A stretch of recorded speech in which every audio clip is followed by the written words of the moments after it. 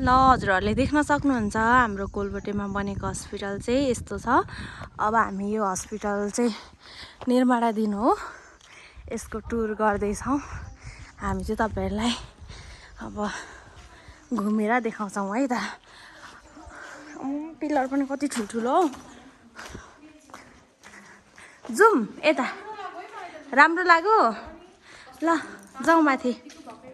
हो त नि 15 बेडको हस्पिटल हो यो चाहिँ।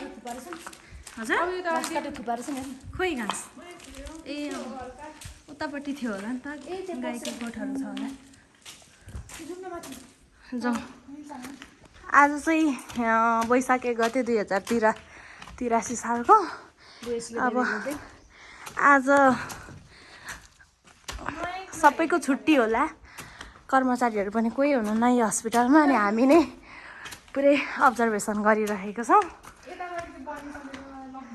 अब धमाधम निर्माण भइरहेको रहेछ। यहाँ चाहिँ बनाउनु हुने कर्मचारीहरू कोही पनि हुनुहुन्न रहेछ। अब अर्को सिँढी चाहिँ कता छ त? यता रहेछ सिँढी त। के रहेछ? ए उतापट्टि पनि रहेछ नि। माथ्लो तलाबाट राम्रो देखिन्छ। उहाँ काम गर्नेहरूको चाहिँ बेड रहेछ। अब यहाँ आउन मिल्थ्यो कि मिल्दैन थाहा भएन। हामी चाहिँ अब यहीँदेखि फर्किन्छौँ। अब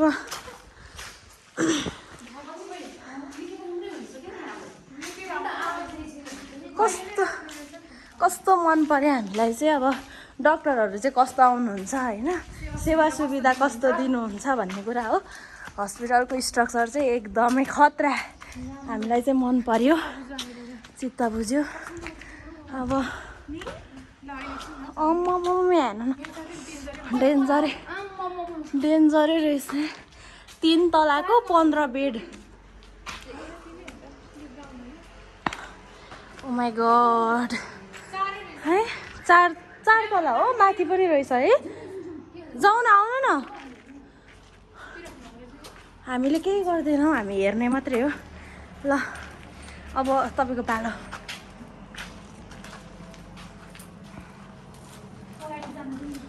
हिँड्नु न, हिँड्नु। ए म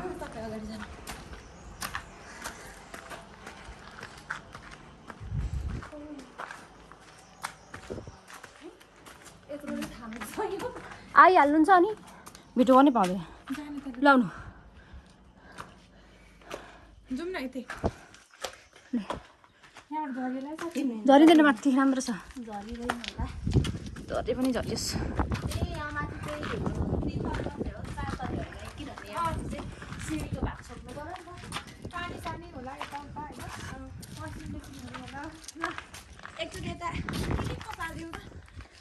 धन्यवाद।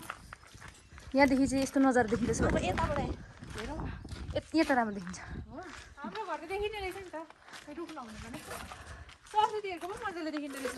चले यता हाम्रो घर देखिन्छ। खै हाम्रो घर चाहिँ देखिन्छ। हाम्रो हस्पिटलबाट चाहिँ यस्तो दामी देखिँदो रहेछ नजारा। हेर्नु, मन्दिर पनि देखिँदो रहेछ। तर अब यहाँनिर टक्क भन्नुपर्दाखेरि रुखले छेलिहाल्छ। पछि रुख काटिहाल्छ नि, काठ अब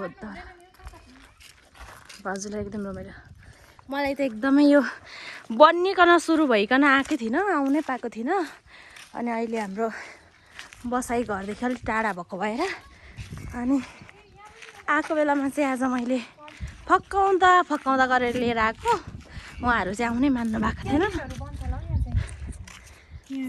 क्यान्टिन हुनसक्छ यताबाट होइन। व्हिल चेयरहरू आउने ठाउँ चाहिँ यता रहेछ क्या। मलाई लाग्यो चाहिँ आई थिङ्क यो 2nd फ्लोरमा चाहिँ त्यो अब सुत्केरीहरू गर्नेवाला हुन्छ होला। अनि 15 बेडको भनेपछि त सुत्केरीहरू अपरेसनहरू पनि हुन्छ होला सायद। First operation.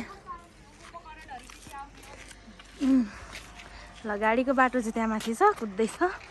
अब एकदमै मन पर्यो हामीलाई चाहिँ।